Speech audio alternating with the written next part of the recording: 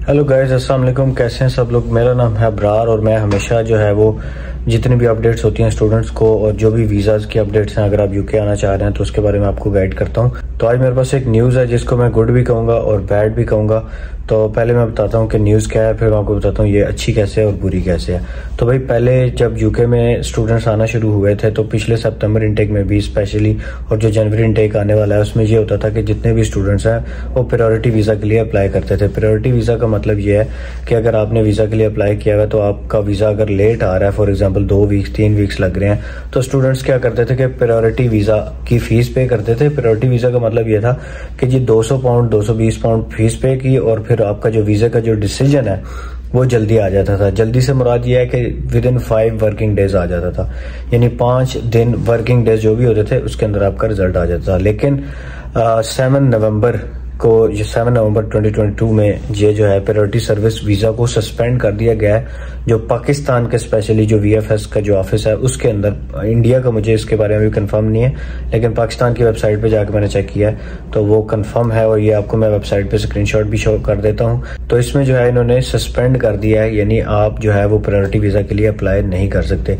और ये दोबारा कब खुलेगा इसके बारे में अभी तक उन्होंने कहा कि फर्दर नोटिस कोई नहीं है, अभी तक कोई पता नहीं है कब तक बंद है। मे बी महीना लगे, मे बी इससे भी ज़्यादा भी टाइम लग जाए, कोई पता नहीं है। एक तो ये कि बैड न्यूज़ होगी ये कि यार बहुत सारे स्टूडेंट जो जिनको जल्दी डिसीजन आ जाता था उनके लिए प्रॉब्लम बनेगा कि उनका जो वीज़ा का जो डिसीजन है वो अब लेट आया करेगा। और मैं आपको इसको बताता हूँ कि इसी को अगर हम गुड न्यूज़ में ट्रांसफर करें तो गुड न्यूज़ का ये गुड न्यूज़ किस तरह बन सकती है। तो भाई, वीज़ा की प्रायोरिटी सर्विसेज खत्म होने का मतलब ये है कि अब किसी को भी प्रायोरिटी नहीं मिलेगी। अब बहुत सारे स्टूडेंट्स ऐसे भी थे जो बेचारे नहीं अप्लाई कर सकते, 220 पाउंड नहीं दे सकते, वो नॉर्मल फीस के लिए अप्लाई करते थे। अब उनका क्या होगा? अब ये होगा कि जो प्रायोरिटी है या दूसरे हैं उन दोनों को इकट्ठा टाइम मिलेगा। अब मैं आपको बताता हूँ, मेरा अपना ये जो है ना ऑब्जर्वेशन है कि जब से प्रायोरिटी वीज़ा स्टार्ट हुआ था तब से जो लोग 220 पाउंड फीस पे कर रहे थे उनका तो वीज़ा बड़ी जल्दी लग रहा था। नो डाउट उनका 5 डेज में आ रहा था, समटाइम्स 6-7 भी हो जाते थे, लेकिन यह है कि वीज़ा उनका आ रहा था। लेकिन जो दूसरे वीज़ा वाले थे जो जिन्होंने नॉर्मल अप्लाई किया था उनका बहुत लेट हो रहा था। कुछ स्टूडेंट्स ऐसे जिनका 3 वीक्स 4 वीक्स तक चला गया हुआ था, 5 वीक्स तक चला गया हुआ था। तो उसकी वजह से मैं ये समझता हूँ, मेरी ये कॉमन ऑब्जर्वेशन ये है कि हुआ ये कि जब जो ऐसे थे स्टूडेंट्स जिन्होंने प्रायोरिटी के लिए अप्लाई किया उनके वीज़ाज को वो पहले स्टाफ उनका जो भी हैंडल करते करते फिर वो दूसरे वीज़ाज को बाद में देखते हैं तो उसमें बड़ा टाइम लग रहा था। मतलब इस प्रायोरिटी वीज़ा की वजह से उन लोगों का जो वीज़ा है वो डिले हो रहा था। लेकिन अब इस तरह होगा कि सबके वीज़ा जो हैं जल्दी आएंगे। मतलब ये समझ लें कि आपके माइंड में भी आ जाएगा पहले से, आपको मतलब एक पहले भी पता चल गया, मतलब अभी जनवरी इनटेक में टाइम है तो एटलीस्ट आप उस लिहाज से अपनी प्लानिंग कर सकते हैं अकॉर्डिंगली कि यार अभी इतना टाइम है हमारे पास, तो आप अकॉर्डिंगली अपनी प्लानिंग कर सकते हैं कि भाई इस टाइम लाइन के अंदर अंदर ही मैंने जो है ना अपने वीज़ा को अप्लाई करना है। आपको 2 वीक्स 3 वीक्स का टाइम जो है ना वो आप अपने माइंड में रखना है। ये नहीं कि लास्ट डेट यूनिवर्सिटी ने दी हुई है तब। अच्छा, फ़ायदा ये हो गया कि एक तो 220 पाउंड आपकी फीस बच गई। दूसरा फायदा ये इसमें हो जाएगा कि अब 3 वीक्स 4 वीक्स आपको वेट नहीं करना पड़ेगा। तो मेरे ख्याल से, मेरा ये अंदाज़ा गलत भी हो सकता है, मेरे ख्याल से अब ये होगा कि जितने भी स्टूडेंट्स हैं जो अप्लाई करते हैं, अगर तो किसी खास रीज़न की वजह से उनका मसला बना हुआ है ना तो फिर तो चले लेट हो सकता है। मतलब फॉर एग्जांपल किसी बंदे का डिसीजन में कोई ऐसी चीज़, कोई डॉक्यूमेंट किसी वजह से उसका डिसीजन पेंडिंग है, लेट हो रहा है, वो एक अलग बात है। लेकिन जिनका डिसीजन स्ट्रेट अवे होना होता है, मतलब जल्दी होना होता है, उनको विद इन 2 वीक्स जो है उनका 2-3 वीक्स उनका डिसीजन हो जाया करेगा मैक्सिमम।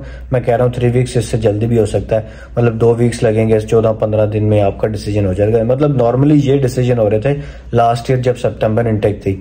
तो इसका फायदा उन लोगों को भी हो गया जिन्होंने प्रायोरिटी करना था कि भाई उनकी फीस अब बच जाएगी, और इसका फायदा उन लोगों को डेफिनेटली है ही है जिन्होंने प्रायोरिटी वीज़ा अप्लाई नहीं करना था। लेकिन सबसे बड़ा फायदा मैं ये समझता हूँ ये हो गया कि आपको टाइमली पता चल गया।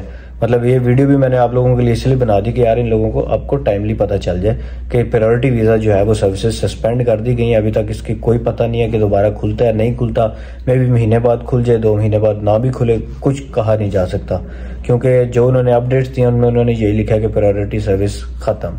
हाँ, उन लोगों को मैं बता दूं यार जिन्होंने ऑलरेडी अप्लाई किया हुआ था और प्रायोरिटी वीजा की फीस उन्होंने ऑलरेडी दी हुई है। फॉर एग्जांपल एक बंदा है, उसने 7 नवंबर को अपनी जो एप्लीकेशन दी और 7 नवंबर को ये बंद हो गया, या उससे पहले की दी हुई है, 1-2 दिन पहले की दी हुई है, तो भाई उसको प्रायोरिटी वीजा ही मिलेगा, क्योंकि आपने प्रायोरिटी की फीस दी हुई है। मतलब कहने का ये है, जिसने प्रायोरिटी की फीस 7 नवंबर तक दी हुई है ना, जिससे उन्होंने प्रायोरिटी की फीस ली है, वो यही समझे कि उसका प्रायोरिटी बेस लगेगा। उसके बाद क्योंकि वीज़ा ही बंद हो गया, तो इसकी वजह से फिर क्या होगा कि प्रायोरिटी की फीस ही नहीं लेंगे आपसे। तो जिसने भी फीस दी है वो ये ना सोचे कि मैं 7 को दी थी, 7 को ख़त्म हो गया बंद, भाई फीस चली गई है, इसका मतलब आपका प्रायोरिटी वीज़ा लगेगा। अगर आपकी फ़ीस नहीं गई, आपसे उन्होंने फीस चार्ज नहीं की, तो इसका मतलब यह है कि प्रायोरिटी वीज़ा आपका नहीं लगेगा, वैसे आपका नॉर्मल जो पेंडिंग जो नॉर्मल तरीके का होता है वही आपका वीज़ा लगेगा।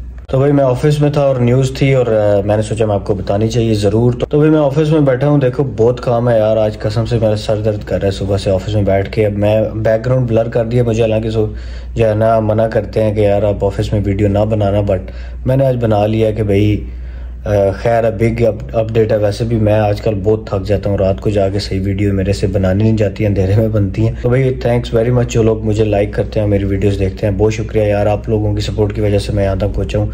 और लव यू ऑल, मिलते हैं अगली वीडियो में, खुदा हाफिज़।